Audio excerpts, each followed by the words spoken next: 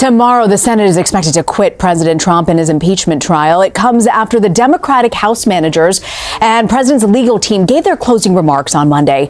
Afterwards, senators spoke on the chamber floor to explain why they're voting to remove the president or keep him in office. Many derided what they say is the highly partisan nature of this impeachment process. Now all eyes are on what the party composition of that vote may be. 3 Democrats reportedly weighing to break from their party and acquit the president. All 3 come from states where President Trump won in 2016. On the other side of the aisle, the votes for 2 Republican senators are still unclear. Welcome, everyone. The Senate gavel comes down 68 to 32, with 10 Republicans, including Collins, Murkowski, and Hawley, crossing the aisle. The impossible 2/3 threshold has been cleared, and Trump is declared unfit to serve, effective immediately. The president is the first to run for re-election after being impeached, and the outcome of tomorrow's vote seems all but certain. But Nancy Cordes reports tonight on some news from Capitol Hill. I will be voting to acquit the president. In the wake of an 11-day trial, the jurors got their say today. That I will vote to remove President Donald Trump from office. I'm voting no on both of these articles. He absolutely, unequivocally is guilty. Senate Democrats argued acquittal will embolden the president. Republicans in the Senate are offering him unbridled power without accountability, and he will gleefully seize that power. Republicans said a conviction would undermine the voters. The Senate has never removed a president. Though some did concede that Mr. Trump pressured Ukraine using U.S. funds. It was wrong for him to ask a foreign country to investigate a political rival. The party urged President Trump not to bring it up tonight. I hope he looks ahead. Hope he doesn't dwell on the impeachment. In fact, it'd suit me fine if he didn't mention it. His acquittal tomorrow is assured. So the only question now is, will any senators cross party lines in this historic vote? All eyes will be on Utah Republican Mitt Romney, along with 3 Democrats from Republican-leaning states. Nora? All right, Nancy, thank you. Donald Trump, who's currently 78 years old and regularly frequents McDonald's and loves his Diet Cokes, would end his second term as the oldest person ever to serve as president of the United States. In fact, he'd be 82 years, 7 months, and 6 days when his term would end in January of 2029. So what happens if Donald Trump dies or becomes incapacitated and can no longer serve as president?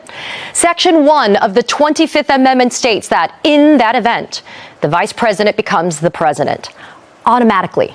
So I'm going to state it plainly. J.D. Vance is a heartbeat away from the presidency of the United States. Less than 45 minutes after that gavel falls, J.D. Vance is standing before Chief Justice Roberts with his hand raised, being sworn in as the new president of the United States. Up in the White House residence, Donald Trump is watching it all unfold on TV. Aside from a few lingering aides, he's totally alone, staring in stunned silence as reality sinks in. His presidency is over. Just gone. It wasn't taken by voters, term limits, or the slow grind of the courts. It was ended by the swift strike of the 25th Amendment, wielded by his own party. She wasn't his first pick for Attorney General. Such a nice person. But Pam Bondi was always a Trump loyalist. One of the first cabinet members confirmed by the Senate, she was a MAGA favourite, mainly because of her stated commitment to release all the Jeffrey Epstein files, the FBI investigation into the notorious child sex trafficker with high-profile links. She told Friendly Media his client list was on her desk. She was prepared to release it. But her inability to stop the questions over Epstein, her failure to follow through against the president's perceived enemies, frustrated him. And her departure is the latest but biggest upheaval at the Justice Department in Trump's second term. Think about Pam Bondi. She was brought in to be Trump's ultimate legal shield. But she looks at the evidence they've assembled. She reads the transcripts. She sees the documents. She talks to her own lawyers about her legal exposure. And she realizes that staying loyal to Trump means risking her law license, her reputation, and maybe even her freedom. So, she walks. She resigns, effective immediately. And that resignation? It's the green light the rest of the cabinet was waiting for. Because if the person whose entire job was to legally protect the president decides he's indefensible, Where does that leave everyone else? An administration official says the two asylum seekers, a mother and her daughter, are now back in Texas this morning after a federal judge ordered their plane that was taking them back to El Salvador to be turned right around to bring them back to the United States. The government had apparently deported them while they were in the middle of their fight, their legal proceeding, trying to be granted asylum in this country. The judge, Emmett Sullivan, erupted when he heard that they had been deported in the middle of this, and he even threatened to hold the U.S. Attorney General Jeff Sessions in contempt. The mother goes by the name of Carmen, and she came to the U.S. from El Salvador with her young daughter after what she says were in her words, 2 decades. The contempt warrant from Judge Sullivan lands next, and it lands with significant legal force. Trump has been defying court orders, refusing to comply with document requests, and treating the judicial branch with the same disregard he has shown every other institution attempting to hold him accountable. But Sullivan is not backing down, and the warrant makes clear that continued defiance carries real consequences. Suddenly, the possibility of immediate detention becomes very real. Federal marshals could actually show up to enforce the warrant. Trump could actually be taken into custody. The psychological weight of that threat transforms his behavior and accelerates the crisis. He begins posting increasingly erratic statements on his social media platform at all hours, claiming fraud, deep state conspiracies, and the betrayal of everyone around him. Yet every post becomes another piece of evidence that he is struggling under the pressure, and every outburst makes it harder for his defenders to argue that he is fit to lead. After the post, several critics, including insiders as well as lawmakers, reportedly began calling for considering Section 4 of the 25th Amendment of the U.S. Constitution, with several commentators demanding his impeachment. The cabinet has already done its part. 9 secretaries have signed the declaration under Section 4 of the 25th Amendment, formally stating that the president is unable to discharge the powers and duties of his office. The House has already cleared its 2/3 hurdle.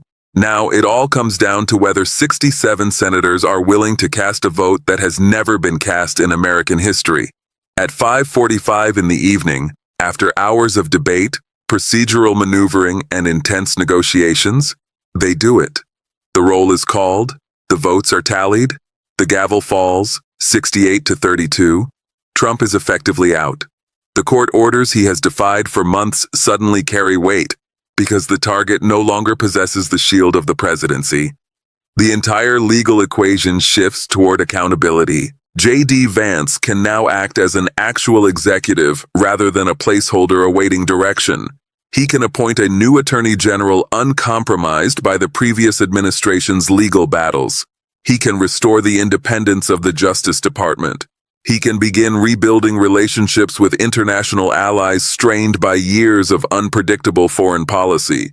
He can actually govern, making decisions, negotiating with Congress, and conducting diplomacy without the constant backdrop of scandal and crisis. The Senate has had multiple votes going on throughout the day, but the main one, I want to put this up on your screen, is what we now know, that the Senate did vote on the Shutdown Fairness Act.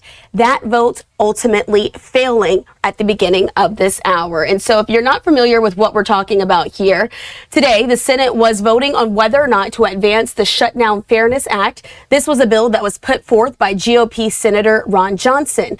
The current version of the legislation would pay federal employees who have continued to work throughout this shutdown, but Johnson has an amendment that would also pay furloughed workers. The motion to proceed needed 60 votes to ultimately succeed. Johnson noted that major unions representing federal employees also supported this legislation. But about 10 to 15 or so minutes ago, we watched as that ultimately failed.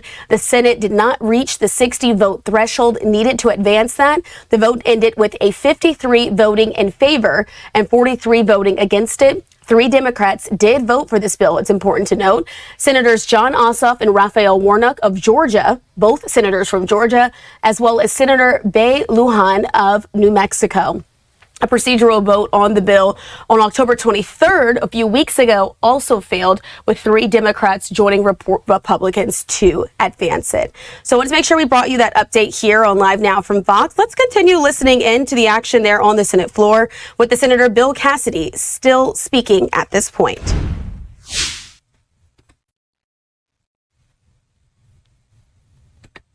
Get something done in order to come together for a set of proposals that will lower health care costs.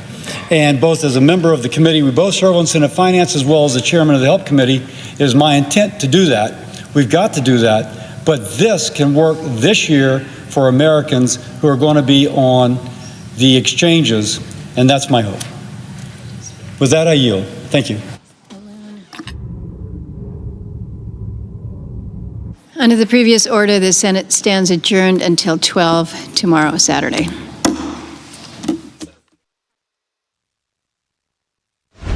All right, you saw it there. The Senate just adjourning for the day. They're expected to be back in session at noon tomorrow. So, of course, we'll bring you all of those updates here on Live Now from Fox, continuing to dip into any of the action if any of those notable senators step up to the microphone to make remarks on the floor tomorrow. We are going to take this opportunity to slide away for yet another 2-minute commercial break, but much more on today's top story. For the Republican Party, this is the painful opportunity they desperately needed. It is not a clean outcome, and it carries massive short-term costs. The base will be furious. Devoted supporters will view this as the ultimate betrayal, and they will not forget it. But the alternative was worse. The alternative was defending Trump through every stage of the legal process while watching suburban voters and independents abandon the party in numbers that guaranteed electoral ruin. This transition gives Republicans a chance to reset, rebuild, and argue that they are the party of constitutional order. It is bitter medicine, but it is the only medicine left.